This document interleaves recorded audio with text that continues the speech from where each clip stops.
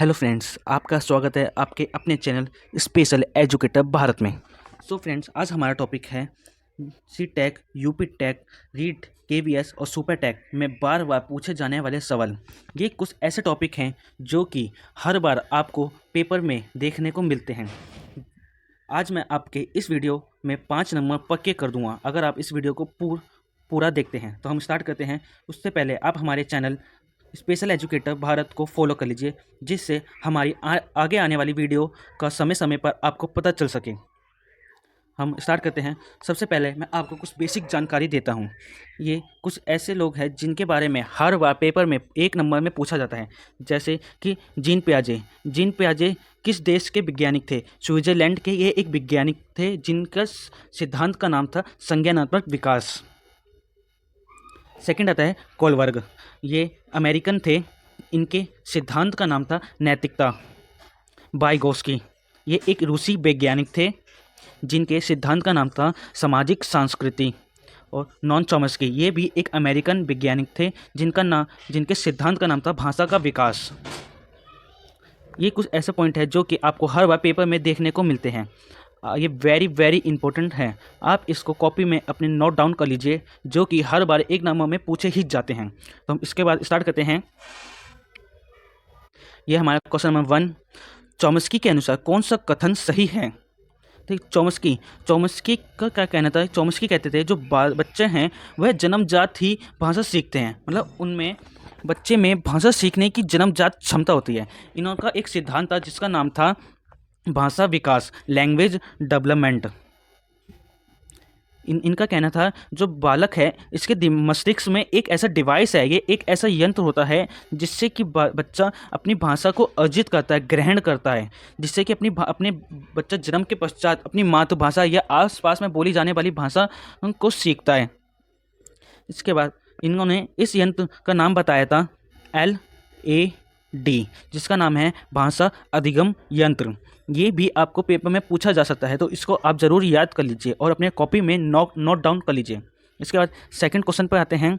पियाजे के अनुसार निम्नलिखित में से कौन सी अवस्था में बच्चा अमूर्त संकल्पनाओं के विषय में तार्किक चिंतन करना आरंभ कर देता है? जो पियाजे थे इन्होंने टोटल 4 स्टेजेस बताई थी। पियाजे ने अपनी 4 स्टेजेस बताई थी, जिसमें से सबसे पहले आती है सेंसरी मोटर, और सेकंड पे आती है पूर्व सक्रियात्मक अवस्था, थर्ड पे आती है मूर्त सक्रियात्मक अवस्था, एंड लास्ट में आती है औपचारिक सक्रियात्मक अवस्था। इन्होंने अपनी 4 स्टेजेस में एज डिफाइन की थी 0 से 14 वर्ष, और कहीं कहीं पे आपको ये 14 प्लस देखने को मिलती है। साथ ही इस क्वेश्चन में अमूर्त का मतलब क्या होता है? देखिए, अमूर्त का मतलब क्या होता है? जो कि बच्चे बिना किसी वस्तु को सामने में रखते हुए अपनी थिंकिंग में उसका आंसर दे सकें। जैसे कि अगर यदि हम किसी बालक से कोई क्वेश्चन करते हैं, जैसे हम करते हैं कि 1 + 1 कितना होता है? 2। जैसे छोटा बच्चा होता है, हम उससे एक टॉफ़ी और एक टॉफ़ी दे के पूछते हैं तो वो बता पाता है कि 2 होता है। ऐसे अगर किसी बच्चे से हम जब बड़े होने पर उससे पूछते हैं कि चलो बताओ कि 2 + 3 कितना होता है, तो बिना किसी चीज़ या वस्तु को देखे अपनी थिंकिंग में उसका आंसर कैलकुलेट करके 5 आंसर दे देता है, तो उसी को हम अमूर्त चिंतन कहते हैं। इसी को हम अमूर्त चिंतन कहते हैं कि जो बच्चा है अमूर्त चिंतन, जो थिंकिंग है वो किस अवस्था में स्टार्ट कर पाता है। इसका आंसर है आंसर नंबर 2, औपचारिक सक्रियात्मक अवस्था। इसमें जो बालक होता है उसको अपने सामने कोई वस्तु की आवश्यकता नहीं होती, वो अपनी थिंकिंग से ही अपना विकास कर पाता है, मतलब किसी भी क्वेश्चन का आंसर अपनी थिंकिंग में ही सोच पाता है। क्वेश्चन नंबर 3, लॉरेंस कोलबर्ग के सिद्धांत में कौन सा स्तर नैतिकता के अनुपस्थिति को सही अर्थ में सूचित करता है? तो फ्रेंड्स, इसमें इन्होंने टोटल 3 लेवल दिए थे, जिसमें से हमारा पहला लेवल आता है प्री कॉन्वेंशनल स्टेज, सेकंड आता है कॉन्वेंशनल स्टेज, और थर्ड आता है पोस्ट कॉन्वेंशनल स्टेज। इसका आंसर होगा हमारा आंसर नंबर 3, जिसमें कि प्री कॉन्वेंशनल स्टेज में बच्चे को थिंकिंग करनी नहीं आती है। इसमें बच्चा जो होता है ना, उसको नैतिकता से उससे कोई लेना देना नहीं होता। जो नैतिकता होता है ना, सही गलत, उसके बारे में उसको कोई मतलब नहीं होता। वो अपने ही जीवन में रहता है कि हाँ, बस अपने को अहम केंद्रित मानता है, बस अपने में ही लगा रहता है। क्वेश्चन नंबर 4, इसमें आता है लेव वाइगोस्की के अनुसार संज्ञानात्मक विकास का मूल कारण क्या है? देखिए, जो लेव वाइगोस्की है ना, इनका क्या कहना था, ये कहते थे जो बालक होते हैं ना वो अपने समाज से सीखते हैं, सोशल रूप से सीखते हैं। अगर जहाँ पर भी आपको लेव वाइगोस्की दिखे तो आप सीधा सीधा कहीं मत देखिए जहाँ पर भी आपको सोशल दिखे, सोशल वही आंसर करेक्ट है, क्योंकि इनका यही कहना था कि जो बालक है उसको समाज से सीखता है, वो बालक को समाज पे छोड़ दो, समाज ही उसको शिक्षा देगा, इनका ऐसा कहना था। पियाजे के संज्ञानात्मक विकास के चरणों के अनुसार इंद्रिय गामक अवस्था किसके साथ संबंधित है? देखिए, इसका आंसर है, आंसर सेकंड है।